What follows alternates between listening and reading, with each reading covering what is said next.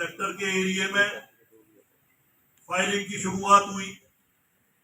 उस दिन गखरियाल बीओपी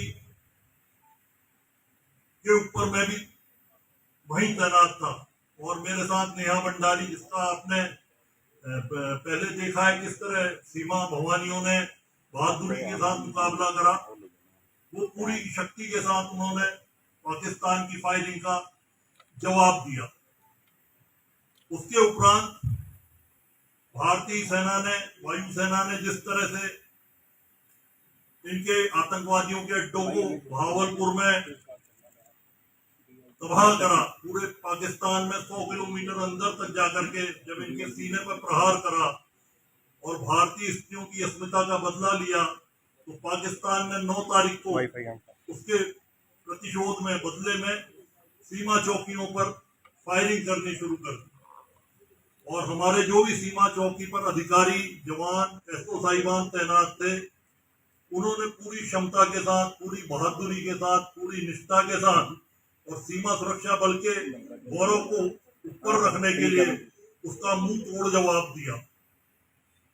हमारे बहादुर जवान, हमारे एसआई वेद व्यास, जो हिमाचल के रहने वाले हैं, जिनकी नौकरी में मात्र 6 महीने बचे हुए थे, और ये जबरदस्त शक्ति के साथ पाकिस्तान की पोस्टों पर हमला कर रहे थे। इस बीच में इनके ऊपर, पोस्ट के ऊपर ड्रोन के द्वारा बम गिराया गया, आरटी की शेलिंग हुई।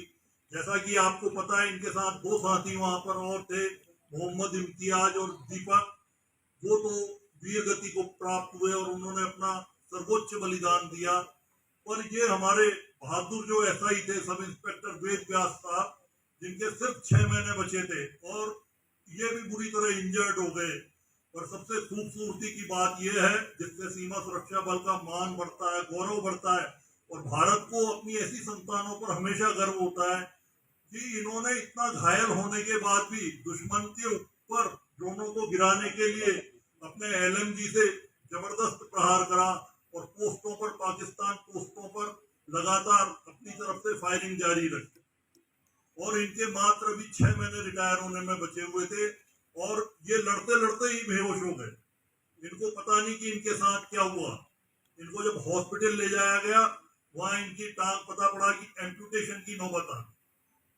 पर ये तब भी विचलित नहीं हुए। जब इनको होश आया तो मैं इनसे जाकर के मिला, तो इन्होंने कहा कि सर, मेरी और लड़ने की इच्छा है, मैं कुछ इस देश के लिए और करना चाहता हूँ। मतलब मैं एज ए कमांडर इनका, मैंने इनको सैल्यूट करा कि वास्तव में तुम जैसे बहादुरों के ऊपर ही के कारण ही ये देश हमारा इतना आज मतलब शक्तिशाली हो रखा है। इसी तरह हमारे दूसरे जवान है ब्रजमोहन। ये ब्रजमोहन भी इनके साथ ही वहां तैनात थे और दुश्मन के ड्रोन हमलों का, आर्मी फायर का जबरदस्त जवाब दे रहे थे।